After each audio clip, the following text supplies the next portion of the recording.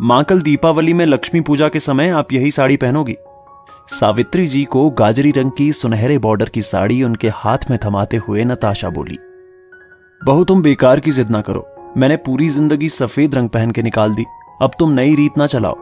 तुम्हारी पहली दिवाली है, तुम अच्छे से सजो संवरो, घर को सजाओ।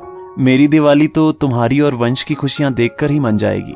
सावित्री जी बड़े प्यार से नताशा को समझाते हुए बोली। नहीं माँ, ऐसे नहीं चलेगा, आपको मेरी बात माननी ही पड़ेगी और वंश भी यही चाहते हैं कि आप ये साड़ी पहनो। नताशा कुछ भी सुनने को राजी ना थी। बहू तुम समझा करो, 30 बरस की उम्र से मैं यही कपड़े पहन रही हूँ। जब से वंश के बाबूजी मुझे छोड़कर गए हैं तब से मैंने सफेद रंग को ही अपनी जिंदगी का सच मान लिया है। अब 55 बरस की उम्र में मुझसे ये सब ना हो पाएगा। सब लोग क्या कहेंगे। पूरी जिंदगी मैंने वंश के उज्जवल भविष्य और खुशियों की कामना की है। वो इतनी बड़ी कंपनी में काम करता है, बहुत अच्छा कमाता है और तुमने उसके घर को अच्छे से संवार दिया है। तुम्हारे साथ कितना खुश है वंश, बस अब और मुझे कुछ नहीं चाहिए।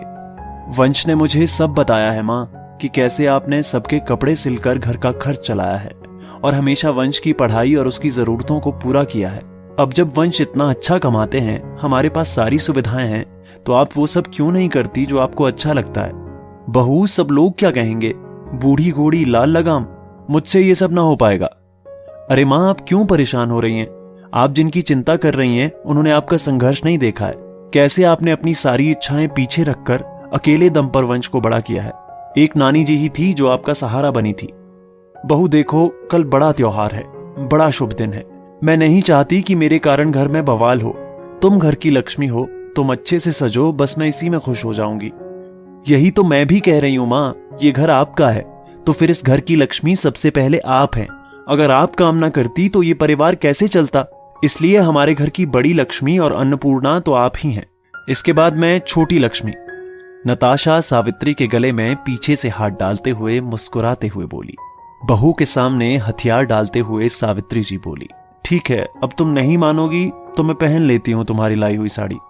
दिवाली की शाम को घर की बड़ी लक्ष्मी को छोटी लक्ष्मी ने गाजरी रंग की साड़ी में तैयार किया और ललाट पर छोटी सी बिंदिया भी लगा दी। 25 वर्षों के बाद उनकी दिवाली फिर से रंगीन हो रही थी। अपने पति वंश को मां के पास लाते हुए नताशा बोली, तुम्हारा दिवाली का उपहार। मैंने तुमसे कहा था कि मां के जीवन में खुशियों के रंग भर दूंगी। मैंने उसकी शुरुआत कर दी है। वंश मां को देखकर भाव विहल हो गया। उसके बचपन में मां कैसे माथे पर बड़ी बिंदी लगाती थी, उसी हल्की सी याद को अपने सामने साकार कर वो भाव विभोर हो गया। अपनी मां और पत्नी दोनों का हाथ पकड़कर बोला, आज मेरे घर की दोनों लक्ष्मी बहुत सुंदर लग रही हैं। मां, तुमने तो मेरी दिवाली ही रोशन कर दी और नताशा की बात मानकर तुमने उसे बेटी का मान दिया है। चलो मां, लक्ष्मी पूजन का समय हो गया है। पूजा की शुरुआत आपको ही करनी है। सावित्री का दिल बेटे बहू को खुशियों के आशीर्वाद दे रहा था। इतने बरसों की मेहनत, एकाकीपन और उनकी तपस्या का फल उन्हें बहुत ही मधुर लग रहा था। घर के बाहर दिवाली के दिए जगमगा रहे थे और दिलों में खुशियों के दीप जगमगा रहे थे। दोस्तों, आपकी इस वीडियो के बारे में क्या राय है नीचे कमेंट करके जरूर बताइएगा। और अगर आपको ये वीडियो पसंद आए तो इस वीडियो को लाइक करिएगा, शेयर करिएगा ज्यादा से ज्यादा लोगों तक। और ऐसे ही और भी इंस्पिरेशनल वीडियो के लिए सब्सक्राइब करें हमारे YouTube चैनल को और Facebook पर फॉलो करें हमारे पेज को। धन्यवाद।